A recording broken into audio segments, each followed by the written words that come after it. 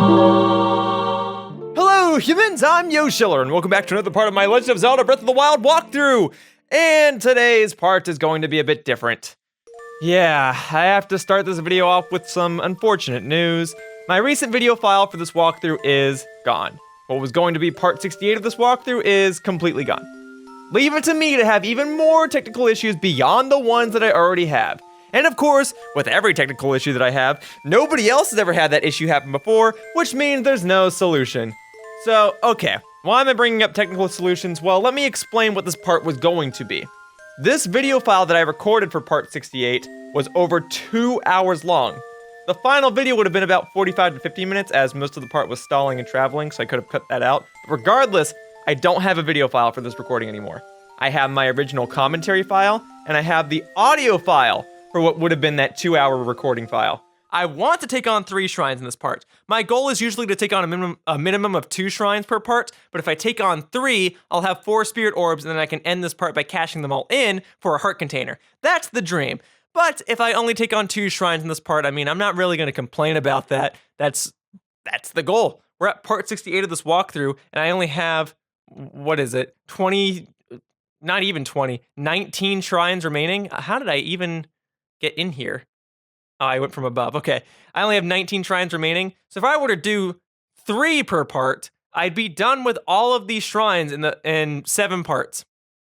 That's the idea. If I did 2 per part, well, I'd be done in about 9 or so parts. So I'm thinking if I do 3 in this part, it'll balance out. I'll have 16 left to do, and maybe I can finish the remainder in about 7 or 8 parts. That's the dream. For now, let's see, where am I? I want to head toward the red mark, doy. That's why I put it on the map in the first place. So I have absolutely no visual representation to show what I did during this part. So I figured that before I move on to part 69 of this walkthrough, I should make a new part 68 detailing what I did. Now, Breath of the Wild does feature an autosave function, and using this, I theoretically could go back and re-record everything. However, the oldest save file that I have access to only takes me back so far. So while I can re-record the most recent thing that I did, I can't re-record everything. So here's my plan for this part. I'm going to discuss everything that I did, and I'm going to essentially try to recreate what I recorded to the best of my abilities. So this part would have started off by having me relocate a memory point. In fact, this memory point location is back over near the Dah Kaso Shrine, which is a shrine that I did many parts ago. And I guess I just completely missed the memory point. So, thankfully, the game allows you to rewatch memory cutscenes, so at the very least, I can show you the memory point that I would have found at the beginning of this part.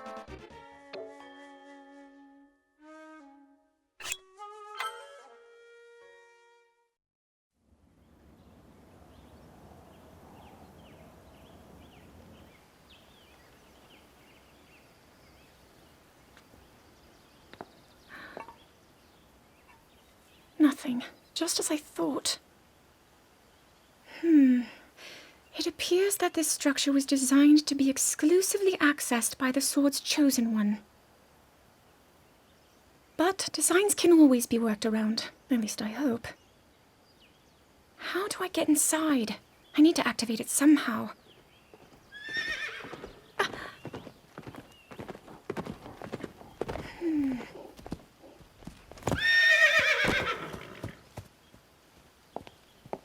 I thought I made it clear that I'm not in need of an escort. It seems I'm the only one with a mind of my own. I, the person in question, am fine, regardless of the king's orders. Return to the castle and tell that to my father, please.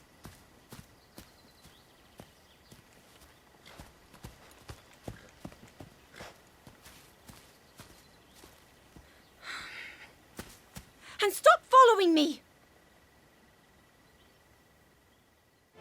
After viewing this cutscene, I would have wandered around Hyrule for a bit, and I would have eventually conquered 3 shrines, one of which was only accessed after doing a tedious shrine quest, but I'll discuss that momentarily. The shrine that would have required the shrine quest was the Mijah Rokee Shrine. The other 2 shrines were the Mogg Latan Shrine and the Dah Kaso Shrine. Now, I obviously can't showcase myself rediscovering these shrines, but at the very least, I can show you guys how I got to them. They're pretty simple. Just glide over to where they are on the map, and when you get close enough, your shrine radar will start going off, and then you can access them.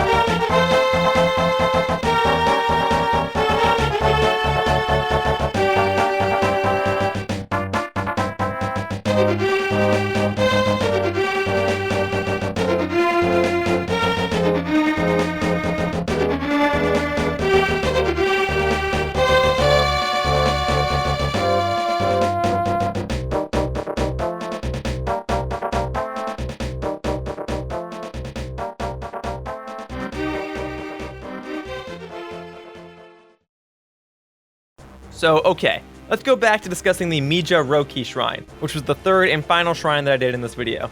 The gimmick with this shrine is that in order to summon it, Link must stand atop a pedestal without any armor on during a blood moon. Yeah, a blood moon.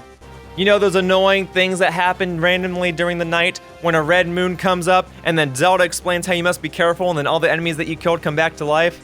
Yeah, that blood moon. Nearby this pedestal, a Rito character will be standing atop a platform and he'll tell you this information. And after talking with him, the shrine quest known as Under a Red Moon will be enabled. Unfortunately, there's no real easy way to do the shrine quest. There's no real way to cheese it. Triggering a blood moon isn't something that a player can do, as blood moons are completely random. Sure, the game has a regular moon pattern that can occur, so you can predict when a full moon or a quarter moon will occur. But as far as I know, a blood moon can only occur at random. That means it can occur on any night, regardless of what moon would normally appear during its natural cycle. So, my solution to this was to just stay out near the shrine and keep creating campfires in order to move on to the next night, in hopes of having a blood moon eventually appear. It worked, but this took over an hour, and that's why this video file was over 2 hours long initially. The only information I really had to go off of was that blood moons obviously happened at nighttime around midnight, so I would keep warping to the next nighttime cycle in a day, and I would wait until I'd be able to see the moon in the sky, and if it wasn't a blood moon, then I'd move on to the next night. Although I must admit, it is probably wiser to run off and do something else while waiting for a blood moon to occur, and then when a blood moon does start to occur, you run all the way back over here, and then you do the shrine quest. However, I didn't want to chance being too late for a blood moon to appear, so I kept farming for one, if that's the proper terminology. Eventually, I got one to appear, and I undressed Link, and the shrine appeared. Within the shrine was another Guardian battle, which I won pretty quickly, and I gained another Spirit Orb. And upon gaining the Spirit Orb, I realized that I now had 4 Spirit Orbs. So, I went over to Kakariko Village and cashed them in for another heart container. And so, that's pretty much what I did. I know that some people prefer shorter parts of this walkthrough, and here you go, here's a shorter part, but that's probably not what people had in mind. So, what would have been a 50-minute part showcasing me actually doing these things is now just a 10-minute explanation or so of me abridging everything that I've done so far. Still, I hope that for the time being, this is sufficient, and next time we'll have a regular gameplay video. I don't enjoy making videos like this, but it is what it is, and hopefully this video will be of some use to somebody out there, and I can only hope that I don't have any more video issues going forward. But for now, that wraps this part of The Legend of Zelda Breath of the Wild, and I'd like to thank you all for watching. See you all next time in the next part when I find more shrines and maybe even more memory locations, and I won't have a corrupted video file, hopefully. Bye-bye, humans! Whoosh! Hey guys, thank you so much for watching my video. I post videos every day, so if you want to be notified for when my next video goes out, please be sure to subscribe by clicking on my icon right there in the center. And please be sure to follow me on Twitter. My tag is @RealYoshiller. Thanks a bunch. See you all in future videos. Bye-bye, humans. Whoosh.